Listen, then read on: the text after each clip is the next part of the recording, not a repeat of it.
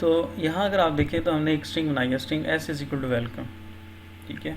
यानी अगर आप किसी भी वेरिएबल को डायरेक्टली कोई वैल्यू डबल कोट में असाइन करना चाहें तो आप कर सकते हैं, ठीक। तो हम ये कह रहे हैं कि each time you create a string literal the JVM checks the string constant pool. अब ये समझना है आपने, उसके लिए ये डायग्राम देखें।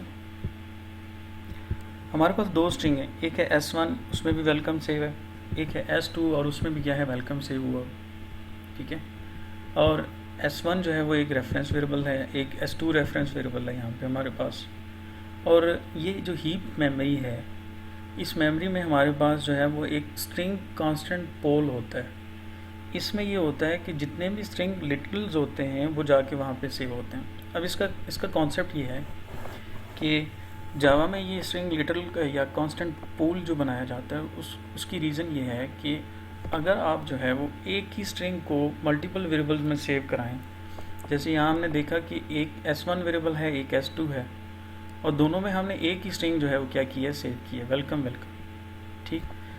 तो अगर आप स्ट्रिंग लिटरल के कॉन्सेप्ट को यूज़ करेंगे तो हमेशा जो स्ट्रिंग लिटरल की वैल्यूज़ होती हैं, यानी ये जो लिटरल्स होते हैं ये हमेशा स्ट्रिंग कांस्टेंट पोल में जाके सेव होते हैं। रीज़न ये है कि चूँकि इनकी वैल्यूज़ जो है वो सेम होती हैं, तो हम जावा का कंपाइलर ये करता है कि बजाय इसके कि वेलकम की दो अलग अलग स्ट्रिंग बनाए, वो एक ही स्ट्रिंग बना लेता है, एक ही लिटरल बना लेता है और उसको मल्टीपल वेरिएबल के साथ रेफ़र करवा देता है। यानी वेलकम की जो स्ट्रिंग वैल्यू है ये एक ही दफ़ा सेव हुई है और उसका जो रेफरेंस है वो S1 और S2 के पास पड़ा हुआ है। अगर मैं S1 में चेंज करूँ तो वो भी इसी में चेंज आएगा, और अगर S2 में चेंज करूँ तो वो भी किया जाए इसी में चेंज आएगा, यानी कॉमन है। मेमोरी एफिशिएंसी के पॉइंट ऑफ व्यू से जो है वो ये कॉन्सेप्ट यूज़ किया जाता है, ताकि जो है वो एक ही स्ट्रिंग वैल्यू को बार बार सेव करने के बजाय उसको एक ही दफ़ा सेव किया जाता है, और फिर बाकी सारे ऑब्जेक्ट उसको क्या करते हैं, एक्सेस करते हैं। तो यहाँ पे हम यही कह रहे हैं कि स्ट्रिंग कांस्टेंट पोल का क्या मतलब है। If the string already exist in the pool, यहाँ देखिए कि S1 हम एक स्ट्रिंग बना रहे हैं, हमने directly S1 is equal to करके वैल्यू असाइन की, न्यू नहीं लिखा, तो ये जो भी वैल्यू है ये कहाँ जाएगी, ये हमारे पास जो है वो कांस्टेंट पूल में जाएगी।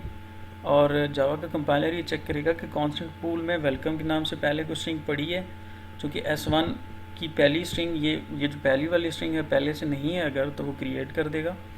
और जब S2 के लिए आप दोबारा से इज इक्वल टू वेलकम करेंगे तो ये देखेगा कि वेलकम के नाम से पहले से कोई स्ट्रिंग पड़ी है, अगर तो पड़ी है तो S2 को उसी के साथ लिंक कर दिया जाएगा। तो यहाँ पे ये करेंगे reference to pool instance is return, अगर से वो पहले से जो है वो ऑब्जेक्ट उसका सेम स्ट्रिंग अगर पड़ी हुई है तो उसका रेफरेंस रिटर्न कर दिया जाएगा और वो रेफरेंस S2 को जो है वो सेट कर दिया जाएगा। If the string does not exist in the pool, a new string instance is created and placed in the pool. और अगर फॉर एग्जांपल आप कहते हैं एग्जांपल वन, तो एग्जांपल वन पहले से पूल में नहीं होगा, तो वो फिर एग्जांपल वन जो है अलग से जो है वो क्या होगा, सेव होगा।